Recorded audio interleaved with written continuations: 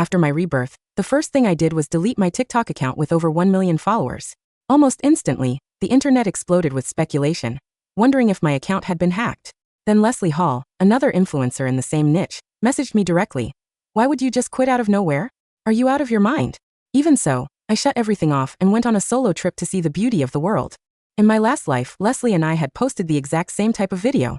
People accused me of copying her and called me a knockoff clone doomed to fade away.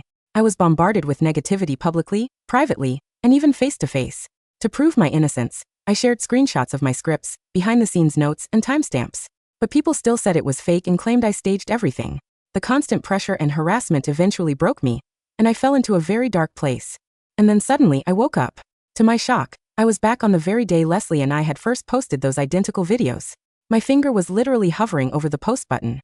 1 second later, and I would have repeated the same fate. My body jolted like I'd been dragged up from deep water, and I yanked my hand away at the last moment, gasping for breath. Looking around the familiar room, the camera, the lights, the script, I realized I had been reborn at the moment I first tried to pivot my content. After calming down, I saved the video to my drafts and immediately searched for Leslie's social media. Her newest post popped up right away, and it was nothing like her usual style. Her earlier videos were clunky and barely scraped together a few hundred likes. But this one had tens of thousands in just 30 minutes. The comments were full of praise. The dark background, the bold styling, the music, the script, every single detail matched the video I had just saved. If I hadn't known I created that idea myself after watching a British drama and staying up countless nights writing, I might have believed I copied her. She posted first, climbed to fame overnight, and in my past life, that video destroyed me. But this time, I was determined to find the truth. Digging through her social media with a side account, I noticed something in the background of one of her live photos, a familiar hand wearing a very specific ring. The exact ring I had custom-made for my boyfriend, Gavin Norman, for our 1-year anniversary. That was when it hit me. At some point behind my back, Gavin had gotten involved with Leslie.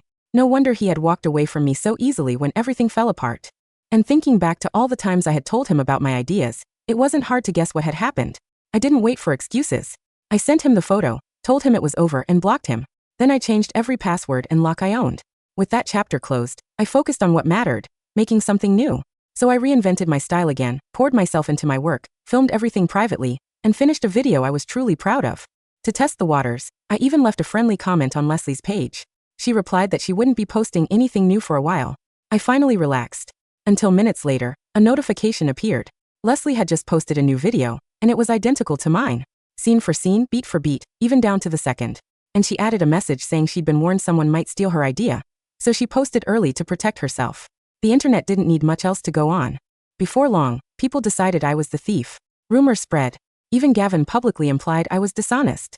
Leslie posted about standing against plagiarism, and suddenly I was painted as the villain. I wanted to defend myself, but how could I prove something that made no sense? Who would believe that somehow our ideas matched perfectly when I had never shared mine with anyone? Soon, people even found my alternate account and twisted my comment to mean I was scouting her content to copy it. The weight of it all became unbearable. So I made a choice. I deleted my account with over 1 million followers and posted one final message. I can't prove that I didn't copy anyone. There are things I simply can't explain. I've deactivated my channel and will be stepping away from this platform. All I want to say is this. I, Stephanie Mills, have never stolen anyone's work. Then I turned off the app, packed my bags, and allowed myself to disappear for a while. After I stopped posting, Leslie finally messaged me. Not directly, of course. She posted a long, shaky selfie video, eyes red like she'd been crying, soft background music playing. Hey guys, she sniffled. I just heard that a certain creator deleted her account. I feel really guilty. She's so talented. If my success pushed her off the internet, I'll never forgive myself. If you're watching this, I forgive you. Please come back. We can make things right. Her fans flooded the comments. Leslie is literally an angel. Even after being copied, she still blames herself. Meanwhile, that other girl rage quit and ran away. I didn't reply. I didn't even have the app anymore. While they were busy praising her halo, I was sitting on a little tour boat in a lakeside town hours away, watching waves slap gently against the hull, the sun turning the water gold.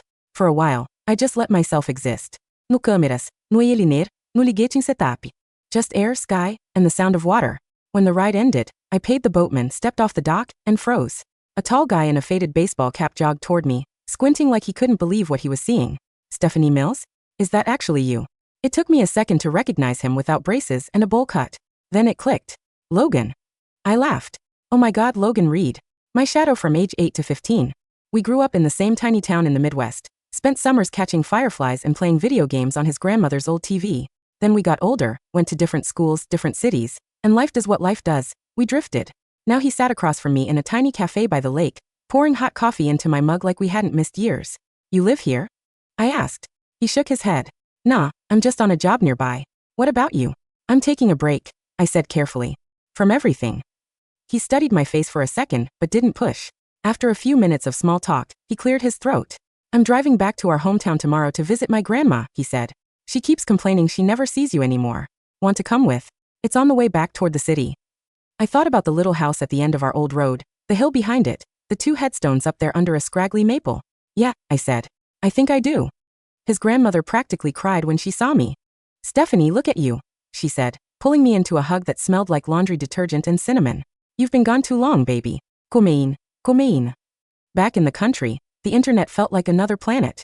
I helped wash dishes, fed the dog, went on grocery runs, and for the first time in forever, didn't feel like I had to film any of it. I also went to see my parents. They died together in a car accident when I was in college. It took me years to be able to bring them home and bury them on the hill behind our old house, like they always talked about when I was a kid. I carried a bouquet of wildflowers up the slope. The air smelled like damp grass and pine. Hey, I whispered, kneeling to brush leaves off the stone. I'm back. That's when I noticed it. The soil around the headstone was disturbed. Not just from rain, freshly turned, like someone had dug into it recently and tried to cover the evidence. A chill slid through me. I smoothed the dirt back out, set the flowers down, and headed home with a knot in my chest I couldn't explain. It only tightened when I turned the corner and saw who was standing in the driveway. You've got to be kidding me, I muttered. Gavin was there with his suitcase, like he was about to move in. And next to him, in an oversized sweatshirt and flawless no-makeup, was Leslie Hall, the girl the internet had chosen over me. Nice, Gavin snapped the second he saw me. You break up with me over text and disappear, and now you're here with him? He jabbed a finger toward Logan, who was checking something in the truck bed. How long has this been going on? You two messing around behind my back that whole time? I stared at him, then at Leslie, then back. I don't owe you any explanation, I said flatly, and I definitely want you to leave. Leslie clutched her tote bag tighter and gave me big, watery eyes. I just wanted to talk, she said softly. I didn't know things were this bad for you. I feel horrible. We came all this way so you wouldn't be alone. Given how hot she was online right then, she should have been in LA booking brand deals, not standing in a gravel driveway in the middle of nowhere. What was she really here for? Logan stepped closer to me, wiping his hands on a rag. His grandma came out behind him, apron on, eyebrows drawn together. Everything okay out here? She asked. We were just leaving, I said. No, we weren't, Gavin snapped. He shoved his suitcase forward, trying to push past. You're being ridiculous, Steph. I came back to give you a way out. He lowered his voice like he was being generous. You go online, admit you let things get out of hand, apologize to Leslie, and promise to stop copying her. You'll be fine. I'll even help you draft the apology video. I'm not apologizing for something I didn't do, I said, heat rising in my throat. She copied me. Leslie's lip trembled. How can you say that? I worked so hard on those concepts. Are we really doing this? Gavin laughed. The so-called plagiarist posted before the real creator? That's not how it works, Steph. Step closer. Stop attacking Leslie. She's still willing to help you. Help me. I repeated, disbelieving. You've been leaking my ideas to her behind my back for months, and she's been cashing them in. The only thing either of you ever helped was your own career. His expression froze for a split second, then he recovered with a sneer. Wow, paranoid much. I'd had enough. If you don't leave right now, I said, voice shaking, I'm calling the police and reporting you for trespassing. Gavin opened his mouth, but Logan stepped in front of me, shoulders squared. You heard her, he said. Time to go. At the same moment, his grandma marched down the steps with a broom. You two need to get off my property, she said. Now. Gavin rolled his eyes. You're really going to embarrass yourself like this in front of? I slapped him hard. He staggered back, hand flying to his cheek, eyes wide. That, I said quietly, is for cheating on me and thinking I was too stupid to notice. He lunged like he was going to grab my arm, but Logan blocked him, pushing him back toward the gate. His grandma stepped between us with the broom like it was a weapon. Go on, she said, before I start swinging. Gavin backed off, muttering curses. Leslie gave me a wounded, saintly look, as if she were the one being wronged, and let him usher her to the car. As the dust from their tires settled, something finally clicked. If I had deleted my account and removed myself from the competition, why was Leslie still so desperate? Why come all this way in person to drag me back into the game? Unless without me she was stuck. Inside at the kitchen table, Logan poured me another cup of coffee. Okay, he said. Ready to tell me what's actually going on? So I did. I told him everything I remembered from the first life. The accusations, the breakup, the therapy, the way my story ended. And then the moment my eyes opened again, my finger hovering over the post button like someone had hit rewind. I told him about the ring in Leslie's photo. The way my concepts kept appearing word for word in her videos, the sick feeling that no matter what I did, she'd always somehow get there first. I expected disbelief. Instead, his grandma reached over and squeezed my hand. "Oh honey," she murmured. "No wonder you look so tired. You've been carrying this all by yourself." Logan's jaw tightened. He didn't look shocked, just angry on my behalf. "Before everything blew up," he said slowly. "Did anything weird happen? I mean seriously weird. Not the algorithm hates me weird." Weird. My mind flicked back to those strange mornings. "There was one thing," I said. "The month before everything started, I kept waking up on the floor. I'd go to bed like normal. Then in the morning I'd be curled up on the carpet, nowhere near the bed, with no memory of how I got there. At first, I thought I just rolled off. I told Gavin. He said I was overreacting, that I probably flailed around in my sleep. But it kept happening 3, sometimes 4 times a month. And then, right as the plagiarism drama started, it just stopped. I got so caught up in surviving that I forgot about it." Logan's frown deepened.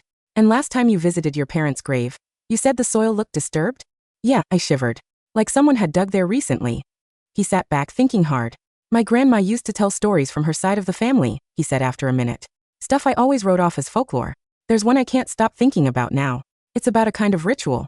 His grandma glanced at him sharply, then at me, then nodded once, like she'd already made peace with where this conversation was going. "If someone is desperate enough," Logan continued, "they can take soil from the grave of a person's closest loved ones and use it in repeated ceremonies. Over time, they get limited chances to piggyback on that person, slip into their life for a few hours, see through their eyes, hear their thoughts, borrow their instincts. It's not full possession, more like leaning over somebody's shoulder from the inside." All the air seemed to leave the room. I had taken Gavin to my parents' grave once. It had been an emotional day. He'd held my hand, said the right things, promised he'd always be there for me. He knew exactly where they were buried. "So someone could have used my parents against me," I said quietly. "To spy on me, to steal from me." "I can't say it's definitely that," Logan said, "but the timing is a little too convenient. You wake up on the floor 3 times a month. You suddenly have a twin online posting your ideas before you. Then your boyfriend, who hears all your brainstorming, shows up in your rival's background photos wearing the ring you bought him." My hands were shaking. The horror wasn't just that they had used me. It was that they had used my parents. After everything. After death. A slow, furious heat replaced the fear. "Fine," I said when I could speak again. "If they want my ideas that badly, I'll give them something to choke on." Logan raised an eyebrow. "Now we're talking." Back in the city a few days later, I quietly registered a new account under a different name. No face, no bio, no obvious links to the old me.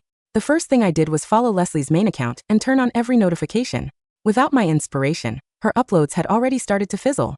The last viral hit was still pinned at the top of her feed. Everything after that felt safe, recycled, boring. Her followers noticed. "Is it just me, or is the spark gone? Feels like we've seen this before. Did her editor quit?"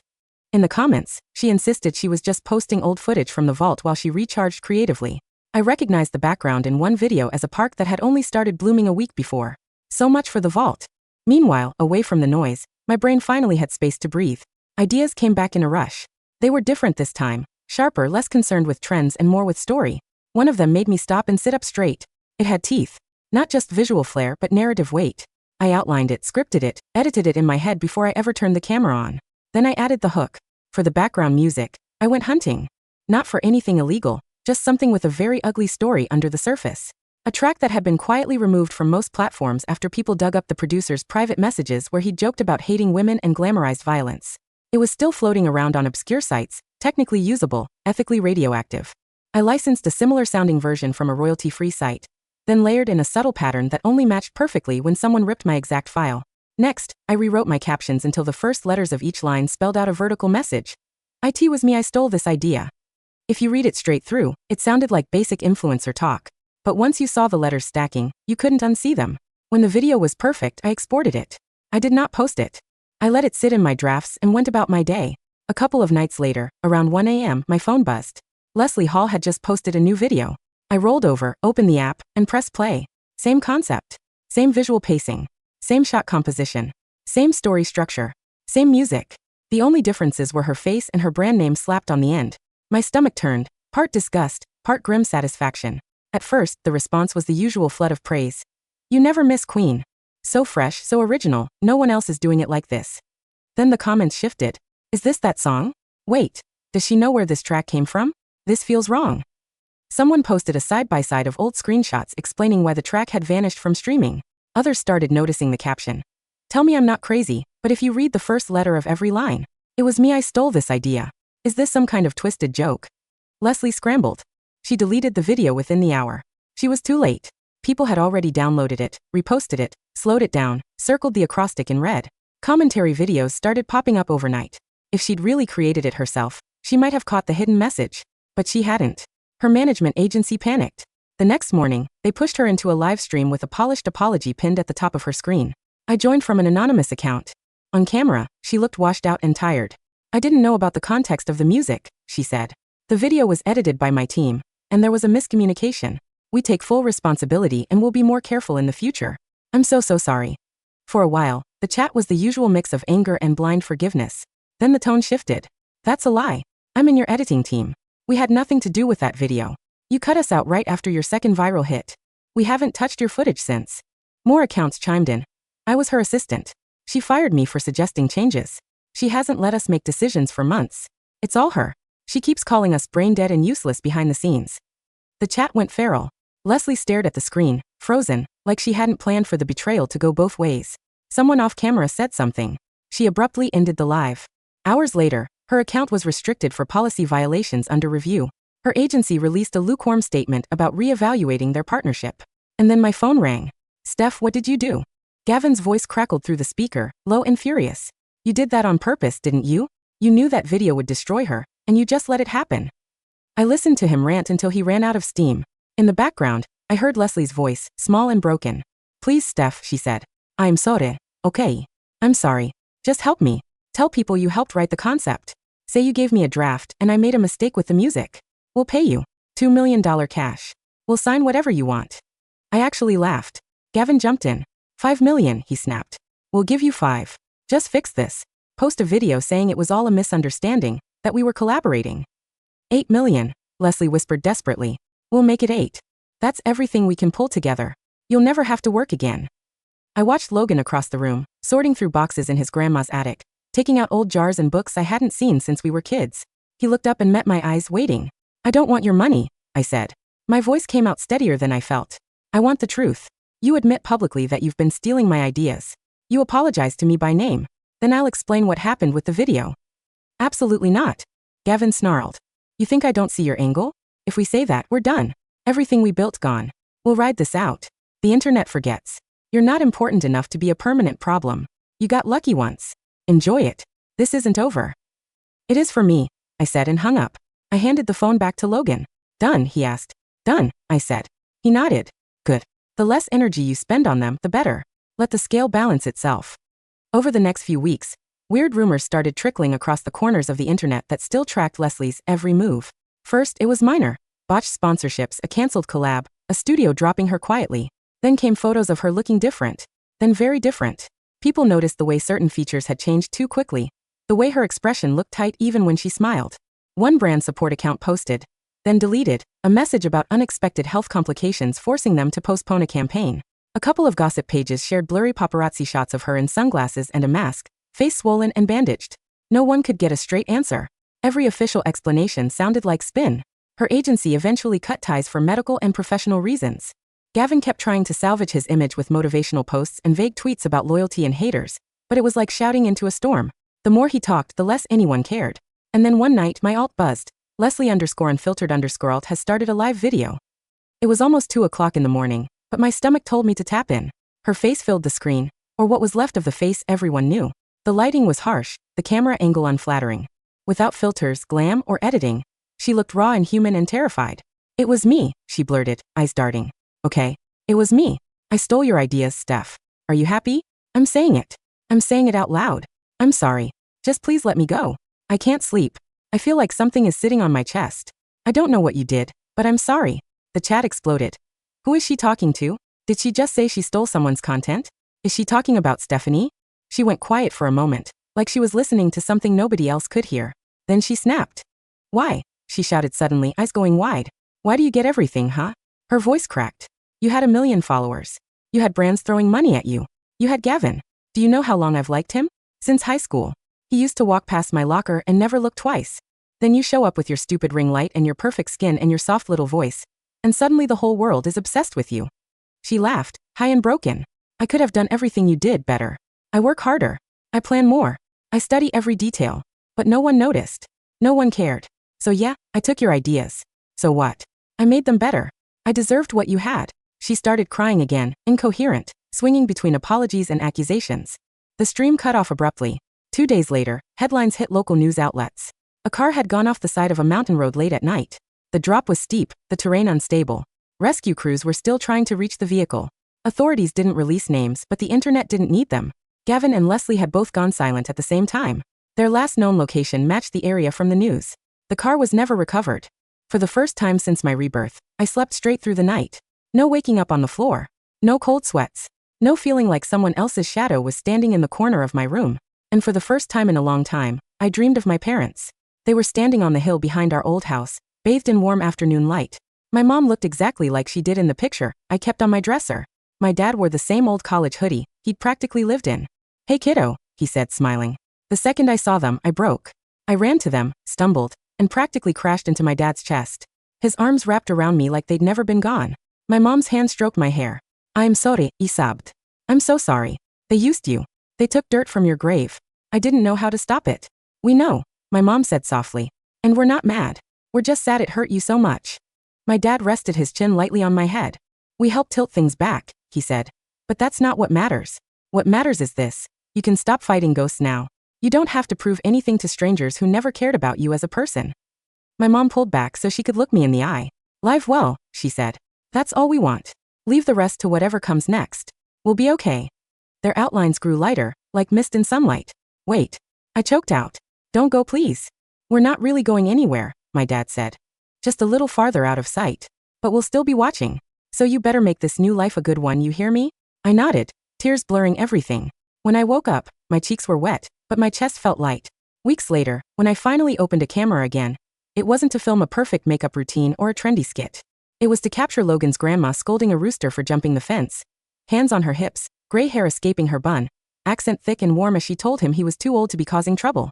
I started a brand new account and didn't attach my name to it at first. I filmed small things. Steam rising from a mug of tea in the morning. The way the wind rippled through the grass on the hill behind the house. Logan fixing a broken fence board and pretending he wasn't out of breath. Me leaving fresh flowers at my parents' grave and sitting with them in silence for a while. I talked quietly over some of the clips about burnout, about starting over, about learning to live for something other than numbers. People found it. At first, just a few. "This feels like a breath of fresh air," one comment said. "I don't even care who you are. Please keep posting." So I did. I visited other small towns, helped at local farms, showed the messy side of rural life alongside the pretty sunsets. I still edited, still planned, still cared about the work, but the purpose was different. I didn't post daily. I didn't jump on every trend. I turned off my phone after uploading and went outside. One afternoon, as I was editing a clip of the sunset reflecting off the river, a banner slid across the top of my screen. "Congratulations! Your channel just hit 1 million followers." I stared at it, then at the hill outside the window, where 2 headstones sat under a maple tree, half hidden by tall grass. I smiled. In my first life, 1 million followers had been a curse that drove me to the edge. In this one, they were just a number. The real win was this. I was still here. I was still breathing. And for the first time, I wasn't living for them. I was living for me.